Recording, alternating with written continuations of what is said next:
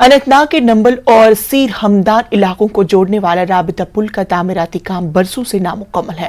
ये दोनों इलाकों समेत दीगर इलाकों के बाशिंदों को शदीद मुश्किलात का सामना है। पुल न बनने की वजह से मरीजों, बीमारों और बुजुर्गों को सबसे ज्यादा मुश्किलात उठानी पड़ती है। लोगों का कहना है कि गुज़िश्ता 12 साल से पुल का तामीराती काम जारी है। पुल की तामीर का काम निहायत ही सुस्त रफ्तार से किया जा रहा है। लोगों के मुताबिक ये पुल खनबल पहलगाम रोड को जोड़ने के लिए काफी अहम है। लोगों का कहना है कि एक बार फिर से पुल पर काम शुरू किया गया। उन्होंने गवर्नर इंतजामिया से मुदाखलत की अपील की ताकि काम को पाई तकमील तक पहुंचाया जा सके।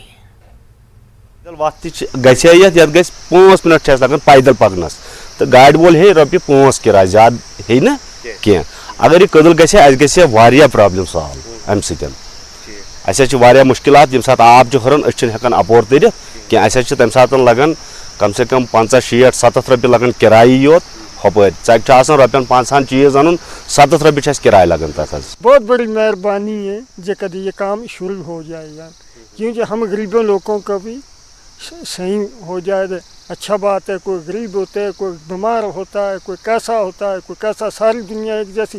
किराए वाला जो होगा वो दूर से भी मुड़ के आ सकता है।